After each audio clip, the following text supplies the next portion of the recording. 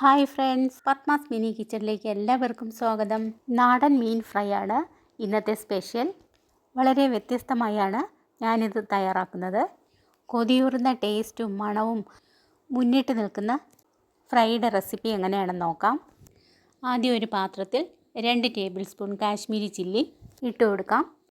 അതിലേക്ക് 1/2 സ്പൂൺ മഞ്ഞൾപ്പൊടി, 1 സ്പൂൺ ഇഞ്ചി വെളുത്തുള്ളി പേസ്റ്റ്, 1/2 സ്പൂൺ കുരുമുളക് പൊടിച്ചത് എന്നിവ ചേർത്ത് കൊടുക്കാം. ഇനി 1 ടേബിൾ സ്പൂൺ വെളിച്ചെണ്ണയും 1/2 ടേബിൾ സ്പൂൺ നാരങ്ങ നീരും ചേർത്ത് നന്നായി ഇളക്കി യോജിപ്പിക്കാം. ഇനി 1 സ്പൂൺ ഉപ്പ് കൂടി ആഡ് ചെയ്ത് മിക്സ് ചെയ്തതിന് ശേഷം ആദ്യം കുറച്ച് വെള്ളം ഒഴിച്ച് ഒന്ന് കുഴച്ചെടുക്കാം. വീണ്ടും കുറച്ചുകൂടി വെള്ളം ആഡ് ചെയ്ത് ഇതുപോലെ നന്നായി കുഴച്ചെടുത്ത് ഒരു കുറുകിയ രൂപത്തിലാണ് കൂട്ട് റെഡിയാക്കേണ്ടത്. നമ്മുടെ മസാല കൂട്ട് റെഡി ആയിട്ടുണ്ട്. ഫ്രൈ ചെയ്യാനായി ഞാൻ വലിപ്പമുള്ള 8 മത്തിയാണ് എടുത്തത്. നന്നായി കഴുകി വൃത്തിയാക്കി ഇതുപോലെ വരഞ്ഞെടുത്തിട്ടുണ്ട്. ഇനി ഓരോ മീനും നന്നായി മസാല പുരട്ടി മാറ്റി വയ്ക്കാം. ഈ സമയം ഇനിയും സബ്സ്ക്രൈബ് ചെയ്യാത്തവരുണ്ടെങ്കിൽ ഒന്ന് സബ്സ്ക്രൈബ് ചെയ്യണേ. ഫ്രണ്ട്സിനും റിലേറ്റീവ്സിനും ഷെയർ ചെയ്യാനും മറക്കരുതേ. മീനെല്ലാം നന്നായി മസാല പുരട്ടി എടുത്തതിന് ശേഷം 1 മണിക്കൂർ ഫ്രിഡ്ജിൽ വയ്ക്കുക. 1 മണിക്കൂർ കഴിഞ്ഞപ്പോൾ മസാലയെല്ലാം പിടിച്ച് മീൻ നല്ല സെറ്റായിട്ടുണ്ട്. ഇനി നമുക്കൊരു പാൻ അടുപ്പത്ത് വയ്ക്കാം. സ്റ്റൗ ഓൺ ചെയ്തതിന് ശേഷം 3 ടേബിൾ സ്പൂൺ വെളിച്ചെണ്ണ ഒഴിക്കാം. ഹൈ ഫ്ലെയിമിൽ എണ്ണ നന്നായി തിളപ്പിക്കുക. നന്നായി തിളച്ച എണ്ണയിലേക്ക് ഓരോ മീനായി ഇട്ട് കൊടുക്കാം. മീനെല്ലാം ഇട്ടതിന് ശേഷം ലോ ഫ്ലെയിം ആക്കാം. ഞാൻ ആദ്യം 4 മീനാണ് ഇട്ടത്. ഒരു 3 മിനിറ്റ് എണ്ണയിൽ കിടന്ന് നന്നായി ഫ്രൈ ആവുമ്പോൾ നമുക്ക് മറിച്ചിട്ട് കൊടുക്കാം.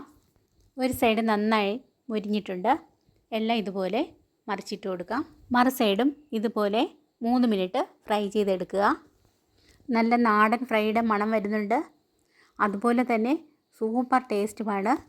ഇനി കുറച്ച് കാര്യങ്ങൾ കൂടിയുണ്ട്. മീൻ ഒരു സൈഡ് മറിച്ചിട്ടതിന് ശേഷമാണ് ഇത് ചെയ്യേണ്ടത്. 3 വെളുത്തുള്ളി അല്ലി ചെറുതായി കട്ട് ചെയ്ത് ഇതുപോലെ എല്ലാ സൈഡിലും ഇട്ട് കൊടുക്കാം. അതുപോലെ തന്നെ 4 ചെറിയ ഉള്ളി നന്നായി ചതച്ചെടുത്ത് ഇതുപോലെ എല്ലാ സൈഡിലും ഇട്ട് കൊടുക്കാം. ഇനി കുറച്ച് കറിവേപ്പിലയും ഇതുപോലെ നമുക്ക് ചേർത്ത് കൊടുക്കാം.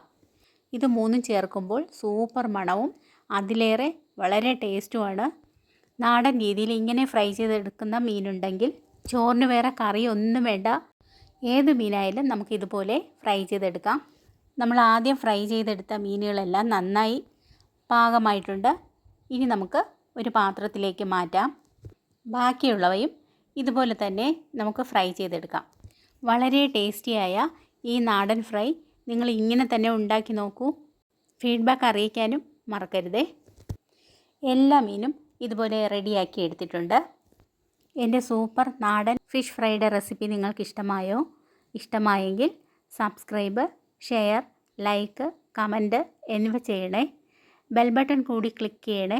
നിങ്ങളുടെ ഫ്രണ്ട്സിനും റിലേറ്റീവ്സിനും ഷെയർ ചെയ്യാനും മറക്കരുതേ. എൻ്റെ കുക്കിംഗ് വീഡിയോകൾ കാണുകയും അഭിപ്രായങ്ങൾ അറിയിക്കുകയും ചെയ്യുന്നതിന് എല്ലാവർക്കും നന്ദി അറിയിക്കുന്നു. നാളെ പുതിയൊരു ഈസി റെസിപ്പിയുമായി വരുന്നതാണ്. അതുവരെ എല്ലാവർക്കും ഗുഡ് ബൈ.